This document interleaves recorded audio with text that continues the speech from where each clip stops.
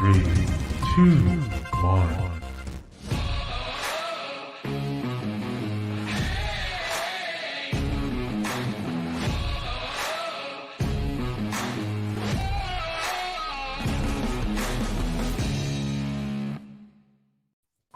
Good morning. Hey. Good morning. Good morning, gang. Yes. So today is Friday, January 28th. This is Talent Talk. And today we are bringing you, what are we calling this? Are we calling this like Tales from the Field, like Tales from the Crypt type of thing? Or what are we going with? Tales from the field when things go wrong.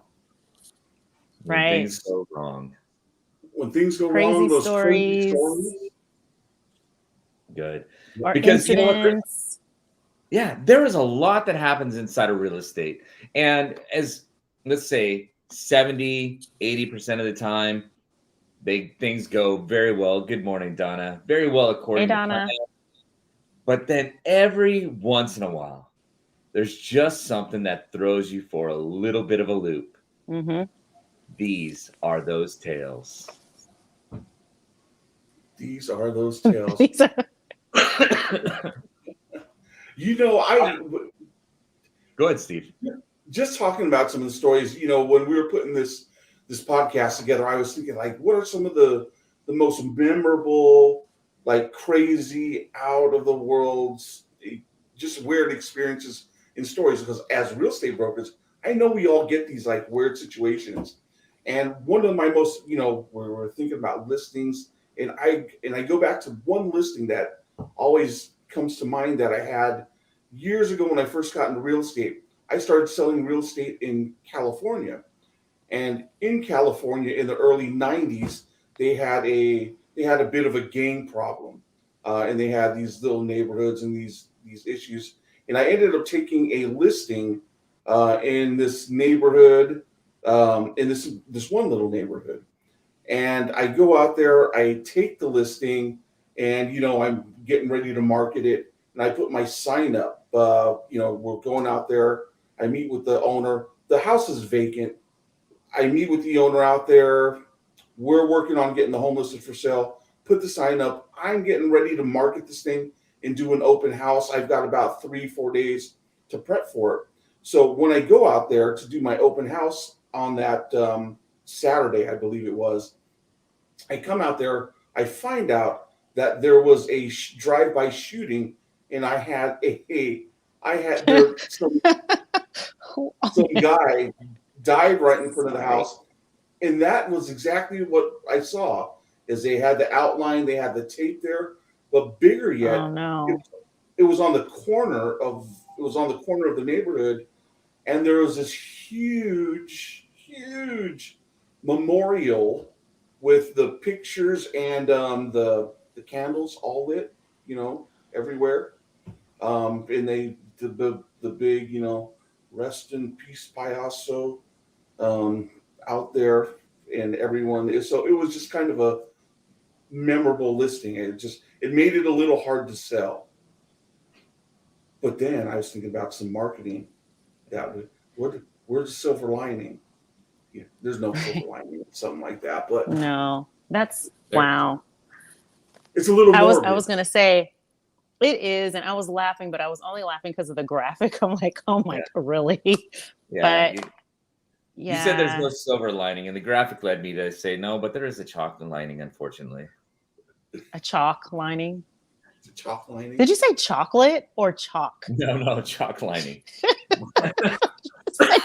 Chocolate.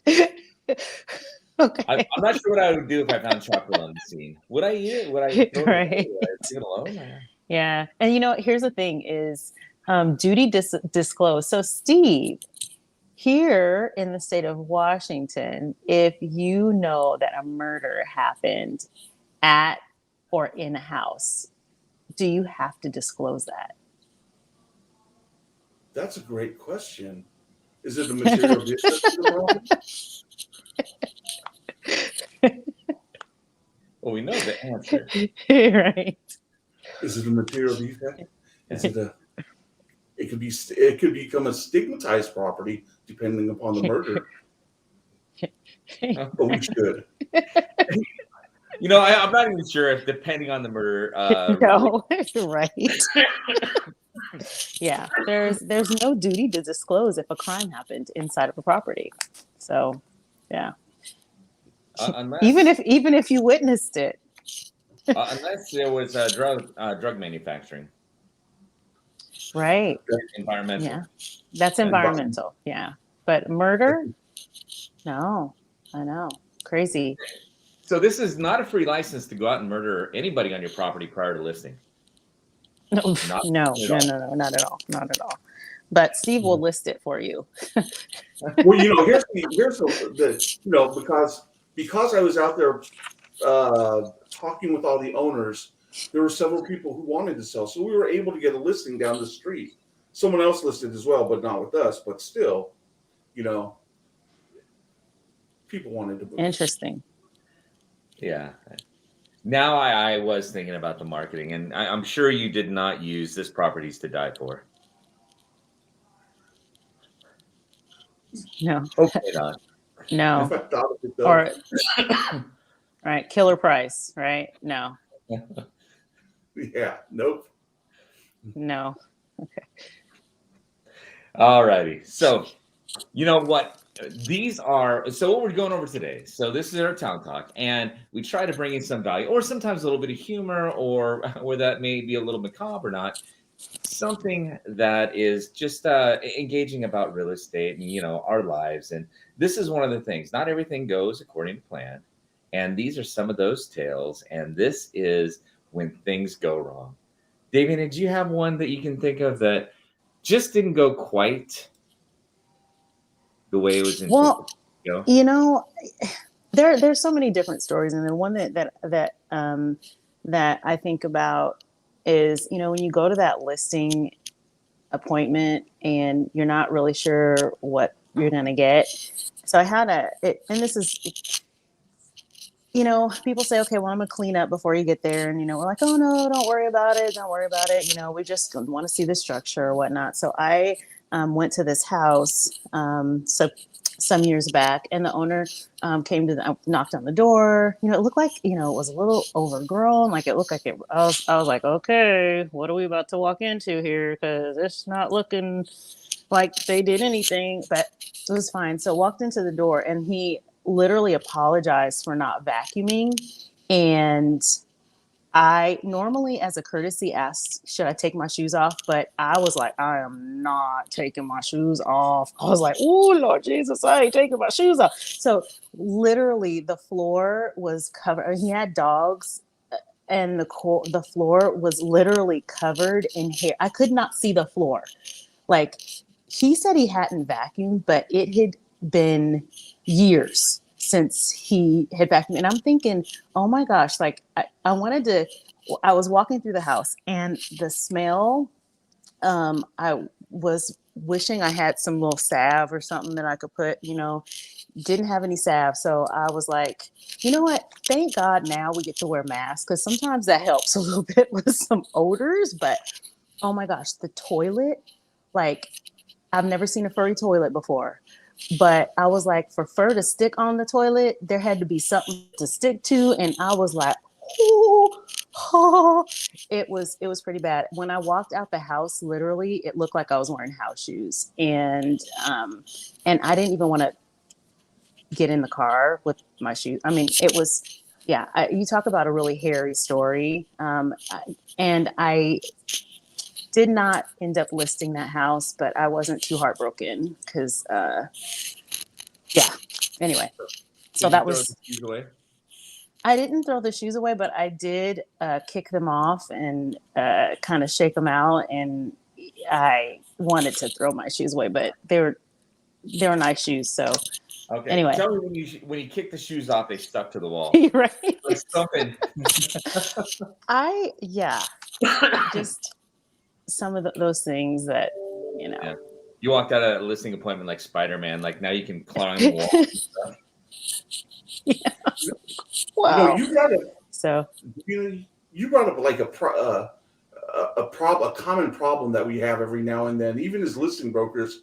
Like when we go into some houses sometimes, and we're talking with sellers about selling their home and addressing like odors, and some of them are just like way out there, like they're bad. And it's like, how do we tell? How do you tell the owner that we're getting ready to sell their home? We need to address this issue. That could be a challenge sometimes. Yeah, I know. Just not that long ago, actually, it didn't end up being a listing. Jurgen, you actually were there as well. We went into. I literally sprayed perfume in my mask, and I was inhaling perfume in the mask as we went into this listing or potential listing. It was a rehab, honestly, but they were living in it, and it probably shouldn't have been. Because we were stepping over potty pads with poop on them. Oh my gosh. You remember that? Oh yeah. Do you remember that? The best advice I had was just don't eat before you go. Oh, literally the dogs were pooping in the house on potty pads. Yeah. Like food, but I don't all over the house. Like, yeah, I didn't want to dogs. eat my food. They weren't potty trained. They were adult dogs that they didn't want to go outside because they were vicious. And yeah. Adult dogs. Dropping monsters everywhere. Just on potty pads throughout the house that we are literally stepping over landmines in the house. Yeah. Potty pads don't work if you don't change them. No. Yeah.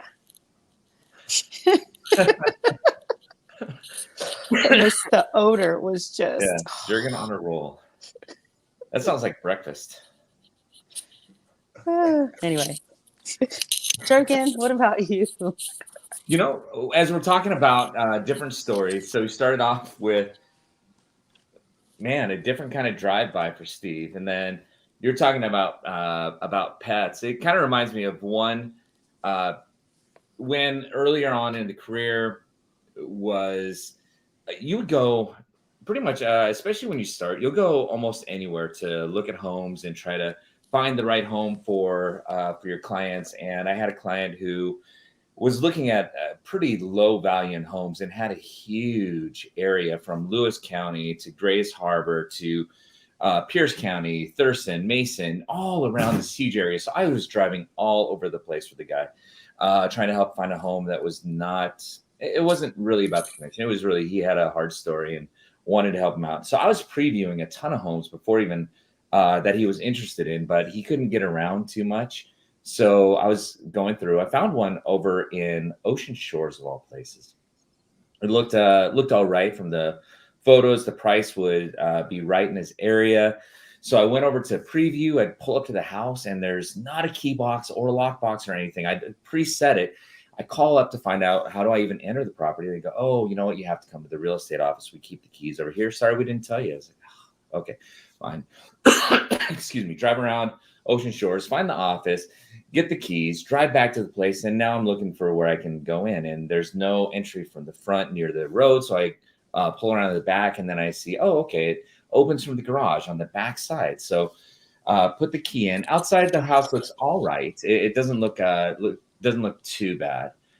Put the key in, open up the garage door. I have to push it in and there's stuff piled all over the garage. I'm like, ooh, it looks kind of a little bit freaky. I tried turning on the light and there's no power. The light's not coming on.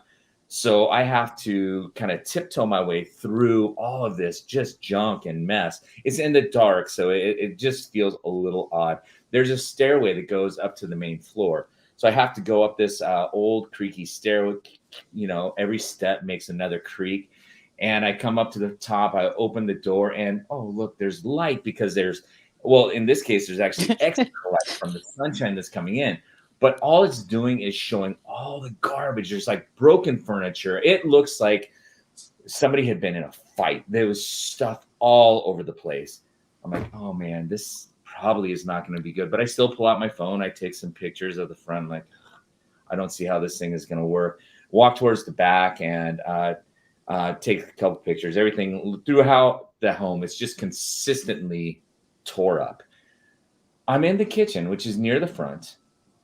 I'm looking through and I go, wow, it looks like there's still stuff on, like food and remnant still on the counters. And I don't know why I did this. No power. Things have been obviously sitting around forever. I open the fridge. Oh my goodness. It was the worst pungent smell you have ever it like wafted out. You could almost physically see the smell coming out of the fridge. It was not more than like 2 seconds before it hit my nostrils. I began to just dry heave through. It followed through. I closed it as quick as I could, but I had to go out. I'm hopping over things to get out. I'm the whole way through. I have to go through that garage I went through. It was terrible. I called Donna, my wife, maybe maybe a minute or two after I got outside. I was still dry heaving. Needless to say, we did not make an offer on that property, and never, ever, ever, if the power is off and there could possibly be anything in a fridge, do not open it. a fridge. It was horrible. Probably one of the worst smells. Steve, you saw somebody that may have been dead. It smelled like somebody died. It was so bad. It's like you know what, you say that? Oh, that's gross. Yeah, that is totally gross. And those that odor will stay in your nose like forever, right? You can't wash it out. I tried to blow my nose. To this day, occasionally I blow my nose and get some of it back in. It's like, oh. You know what? You thinking about odors. There was an agent, and we were having a conversation. They sold in another area, and someone had passed away. They had a listing, or they were going to list a property, and the homeowner had passed away in the house, and no one knew. And I guess they were sitting in a chair in their living room, and it had been weeks and weeks and weeks and weeks, and they started to melt, disintegrate, and liquefy. And by the time they found him, the odor was so bad, and it was in the subfloor. That's bad. And so this agent ended up listing the property, and could not get the smell out of their nostrils. And even after they had, pulled up all the subfloor, they painted, they re-floored, and they just still, in their head, they smelled it still. But I can't imagine walking into having to, the worst of the worst odors. And, unfortunately, that was, So you say that, that would be. I don't know if I could do it. Yeah. No. Mm-hmm. All right.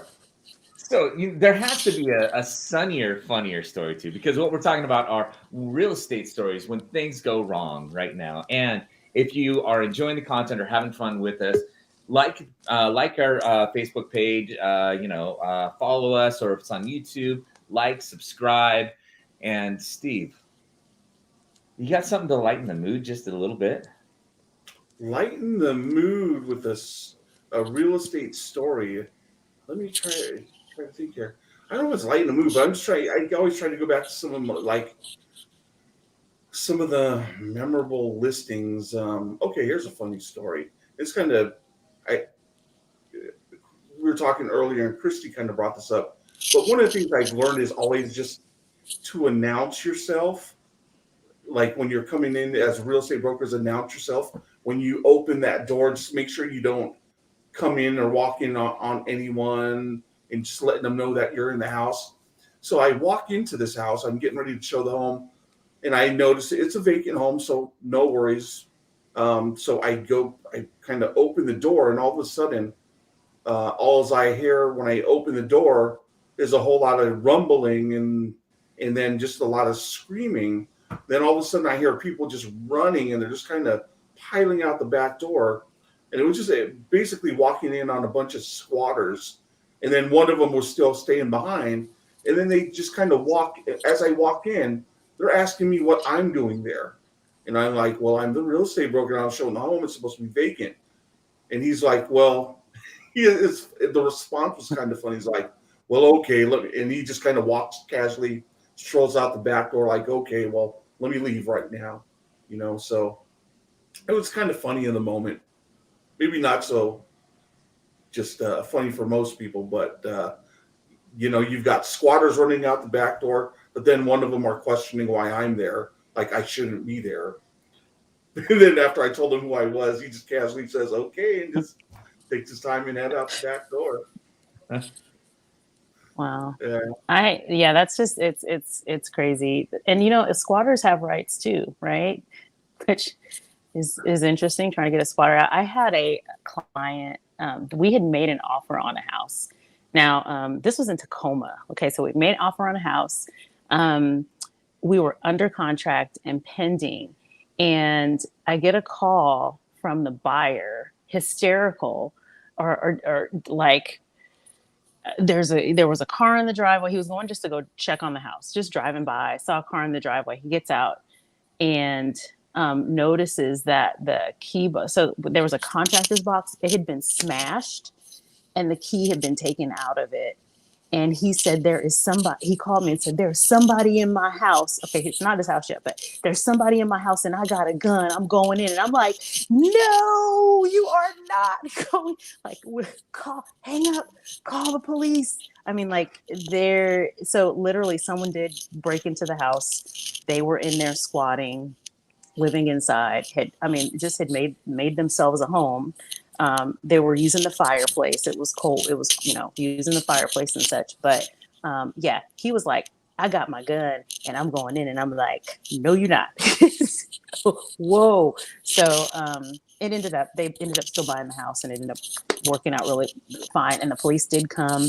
I believe they made an arrest there as well. But because there was a warrant arrest actually. It happens. All right. So you're talking about the squatters and coming in on unexpected things. Now, this isn't my story. This is one from Reader's Digest. And, the title is Privacy Please. And it says, Colin McDonald, a real estate broker in Albany, New York, recalls a particularly awkward moment that happened when he was meeting new clients for the very first time. We started to enter the first floor unit of an investment property when we quickly realized that the tenants were still in the unit, he said. Long story short, they were engaging in some adult activities. As we opened the door to the unit, we were quickly and unexpectedly greeted with loud noises coming from one of the bedrooms. I quickly closed the unit door. To make matters worse, the key ended up getting stuck in the door. I quickly started to panic as I was afraid the tenants would hear me trying to release the key from the door by very aggressively jiggling at it, which sounds like they were probably doing as well. Luckily, after a quick prayer, the key released itself and we swiftly left. So, Steve, you mentioned, or Davina, one of you mentioned announcing yourself when you come into the door. That would have been a very good thing in this case, too, I think. Yeah. Unfortunately, that did not happen to me. Yeah. Yeah. That's why I always announce myself. Wow. Yeah, that's realtor. Yeah. Hello. John L. Scott. Realtors. Yeah. I'm not necessarily sure how I would handle that situation in person. Yeah. Would I try to make a joke, or would I really try to slink right back out? Yeah. You talk about keys. So, I've had a couple of issues with keys before. And there was a story right there, but just real quick. So one time I had a client and, sometimes you get to try to put the key in the door and it just doesn't quite turn or twist. And so my client was, well, here, let me try it. And so he literally stuck the key in the door, twisted it and holed it and just twisted the key right off and broke it off into the lock.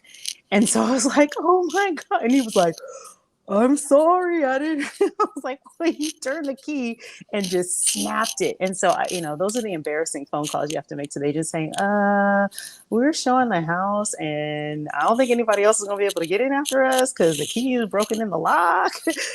Right? What's Don got here? I once showed a home where a young family was still living. I opened the door and the smell of cats hit us and my eyes immediately started watering. We couldn't stomach even going inside to see it. Shockingly, The property went pending the next day and sold for a high price. Right? Yep. You're not surprised, right? Wow. Yeah. The cat odors. Oh, Oh, Valerie yes. dropping it in That the happened The to me key. I've done too. it. Yes. I've done it. I've done it. I have done it too, and had to make that call. Oh, here's the key. Uh-oh. We couldn't even get it in the house to show it. How embarrassing. How embarrassing.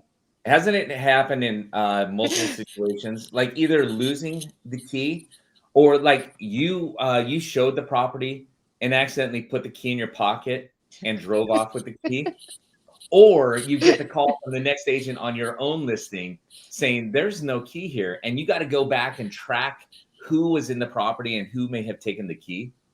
Yeah. And Valerie's got, or walking into a tenant sleeping or not fully clothed.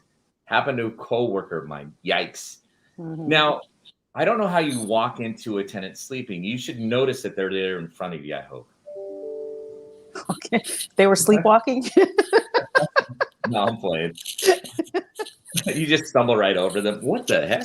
Boom. I- Oh, sorry, my Have you- bad.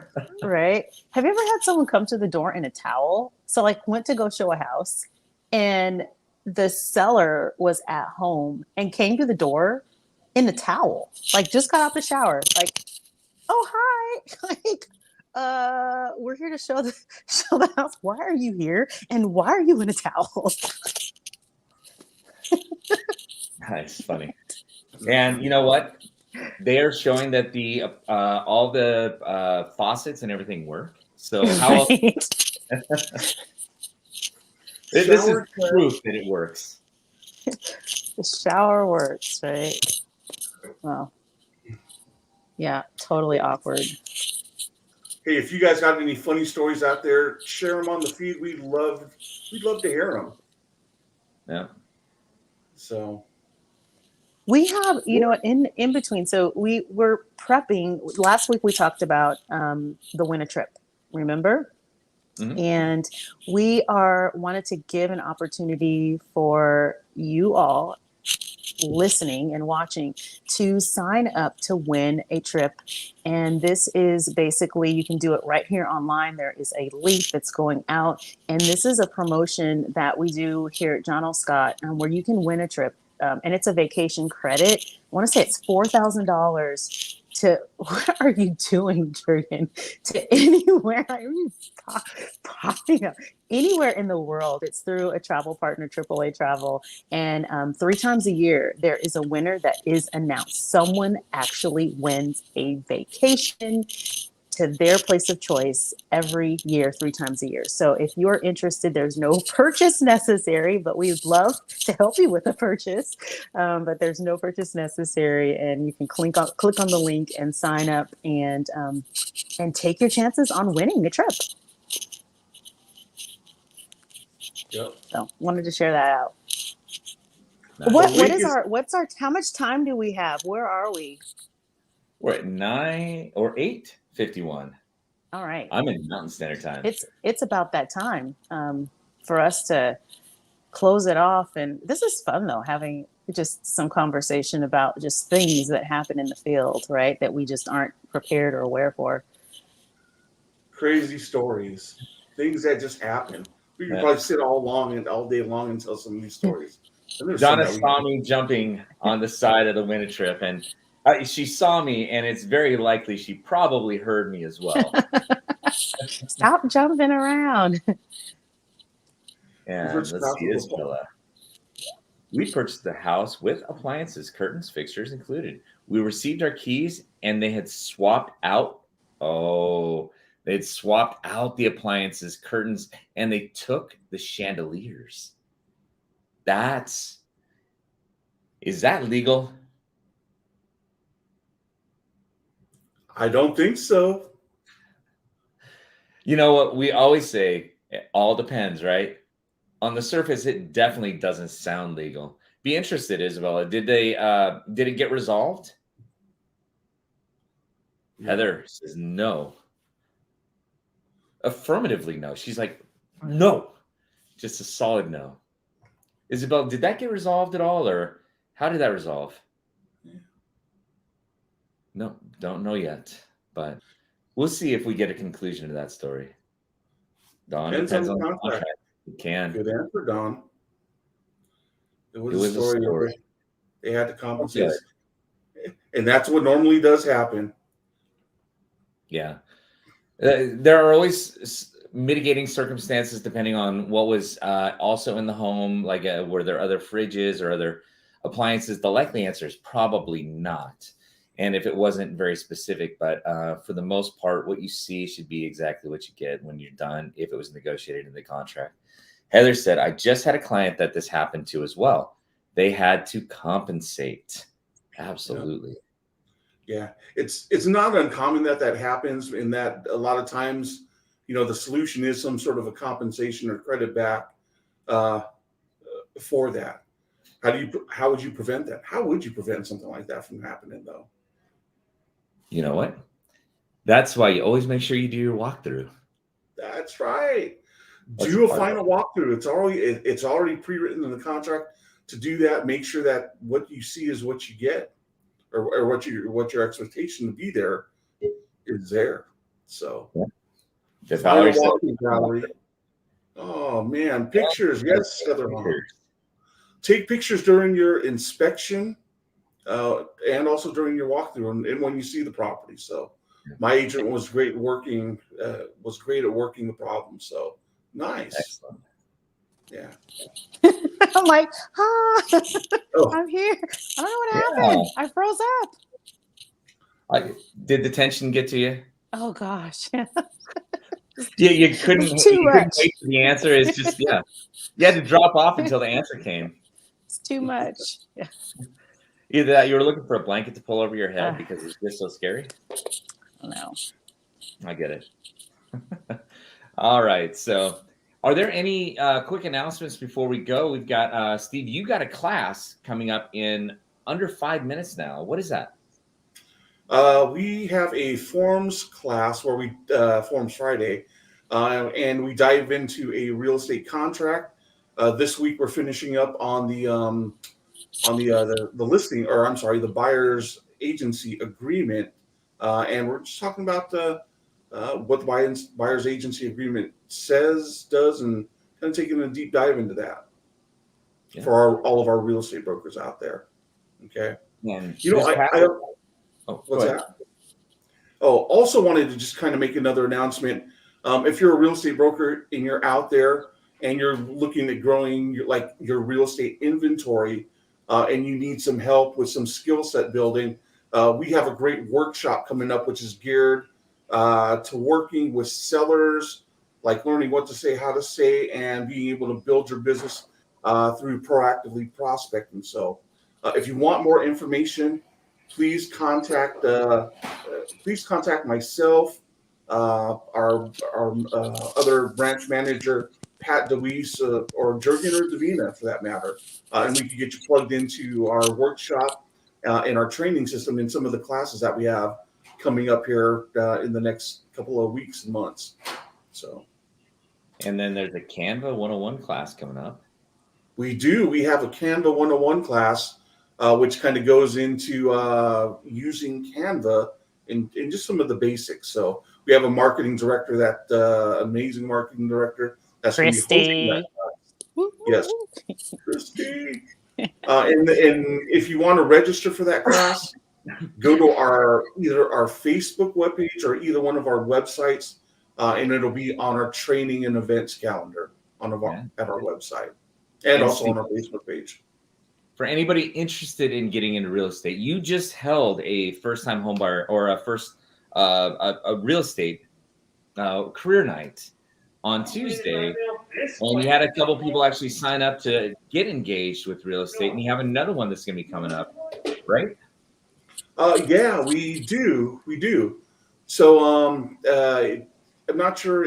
We got one coming up towards the end of February, but if you're interested in getting into real estate, and just kind of want to know how much it costs, what's involved, just have any questions in general, reach out to us and register. You can register on our Facebook page or go to any one of our websites and go to check out our calendar of events and training, and you could register for our career night, February 22nd. If you want to get a jump start on it, give me a call directly, and we could sit down and kind of go through a walkthrough of it real quick and even get you signed up. You could reach me at my phone number. It's really easy, 360-456-SOLD. That's 456-SOLD. 7653. Imagine that. And you know what? And Davina, you were on a trip, and you're actually coming to us from the chilly town of Chicago. So Donna had made an observation that literally you are freezing in Chicago. Yeah, totally. Yeah. You know what? Here's the thing is just perspective is really important when we look at things in life in general. Because usually, and I'll just say this, because you're in Arizona and it's warm where it is now, comparatively speaking, right? And then of course it's cold in Washington, comparatively speaking. But when you come to Chicago and it's like 7 degrees with a wind chill below 0, I was like, I'm ready to come back to Washington because it's warm. So perspective. Yep, always. 40 degrees is like You're fabulous. in like 40 cold, is fabulous. Freezing. All right. Yeah. Steve, you have got to get tuned in to the other Yes. class. So we should wrap up. Next Talent Talk is the untold secrets on making a winning offer in today's market. So if you are curious about how to do it, we have the tips, tricks, and strategies to help you out. And Heather agrees with you, Davey, in a perspective. Yeah, perspective.